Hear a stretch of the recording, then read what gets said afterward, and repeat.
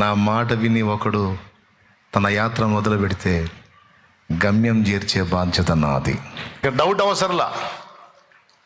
ఈ ఒక్క మాట మీద కళ్ళు మూసుకొని బతకవచ్చు అంత స్పష్టంగా మనం గ్రహించవచ్చు. నా తండ్రి నాకు తోడై ఉన్నాడని. మీ అందరికీ చెప్తున్నాను, మీరు కూడా ఆయన యందు విశ్వాసాన్ని బట్టి అడుగు మొదలు పెట్టారు. కొన్ని ఎదురవుతున్నాయి, ఎదురవ్వకుండా ఎట్టుంటాయి? విశ్వాసనావసాగుచు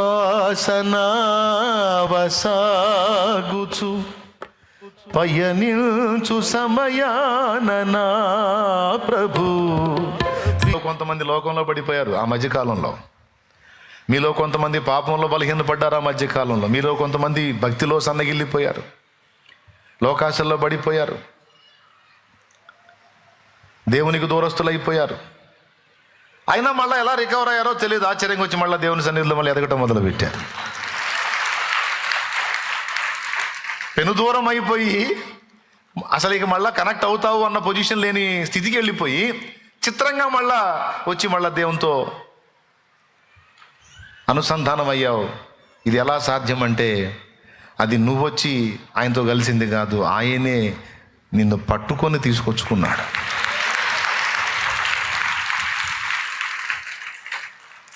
ఆయనే మనల్ని వెంటాడాడు. ఎందుకంటే ఆయన మాటను బట్టి అడిగేశాం కదా. ఆయన మాట యందు విశ్వాసం నుంచి అడిగేశాం కదా. అక్కడ బందీ అయిపోయాడు. మనుషులంగా మనమే మనల్ని నమ్మి ఎవడన్నా వస్తే మనం ఏమంటాం? అరే నన్ను నమ్మి వచ్చాడు, ఊరుకోరా, నన్ను నమ్మి వచ్చింది ఏమైనా కానీ అంటాం కదా. నన్ను నమ్మారు అంటే మనం ఎంతకైనా తెగిస్తాం. మనుషులు మనమే అలాంటి తీర్మానాలతో ఉంటే మరి ఆయన ఎంత నమ్మకదగిన వాడు, ఆయన ఇంకెంత పర్ఫెక్ట్గా ఉంటాడు ఊహించండి. అందుకే యేసుతో మన ప్రయాణం నీళ్ళ మీద నడకలాగానే ఉంది. ఏమాత్రం అడుగులు బ్యాలెన్స్ మిస్ అయినా మునిగిపోవటమే.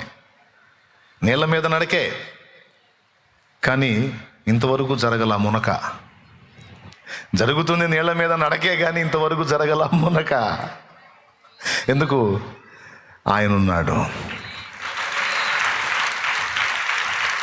జలములలో బడినే వెళ్ళిన అవి నా మీద పారవు.